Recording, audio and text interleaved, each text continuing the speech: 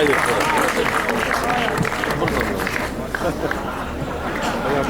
браќа и сестри македонци, ми представува особена чест и задоволство да го најавам председателот на ВМРО-ДПМН и идниот премиер на Република Македонија, господин Никола Груевски.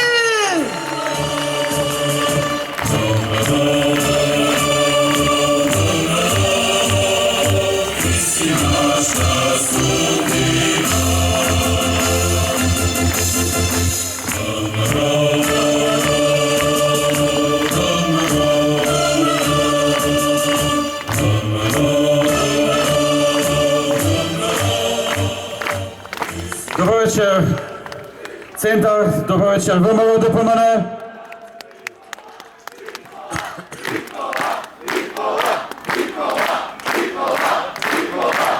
Добро вечер, драги пријатели.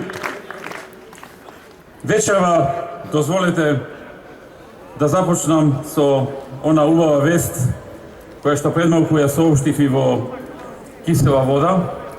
Вест со која што сме информирани за нова инвестиција во Скопје, 200 вработувања, инвестиција од Турција во делот на електроника за автобуси и земјоделска механизација.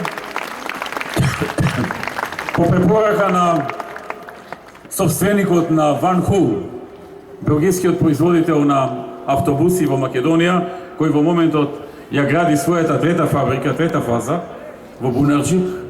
По негова препорика, турската компанија специализирана за електроника за автобуси објавува дека ќе почне градба во 2017 на нова фабрика во Бунарџик, во која ќе има 200 вработувања, 200 семејства ќе си ја најдат својата среќа таму, ќе инвестираат 6 милиони евро. На почетокот 100 вработувања, потоа уште 100. Ке има и други вакви, нека е со среќа и се радувам што 200 семејства од Скопје ќе најдат вработување на ова место.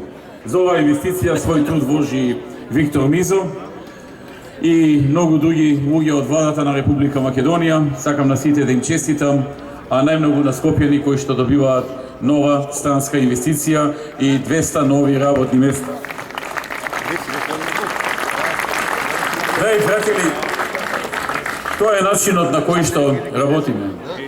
Тоа е начинот на кој што функционираме во минатите години. Луѓето некако се навикнаа секоја или секоја втора недела да има по некоја нова инвестиција, или да се објави нова, или да почне градба, или да ја заврши градбата, или нешто слично. И некако како да подзаборавија на времето во СДСМ, кога никој не знаеше во државата дека постои термин гринфилд инвестиција и кога никој не знаеше како тоа изгледа да се започне градба на нова фабрика, на нов капацитет. Сите знаеа и гледаа само како изгледа да се затворат фабрики и да се избркаат вработените, да се приватизираат фабрики за символична цена од страна на олигарсите на СДСМ. Тоа беше едно време во кое што СДСМ царуваше, ја добиваше довербата на граѓаните, а не возвраќаше ама баш со ништо.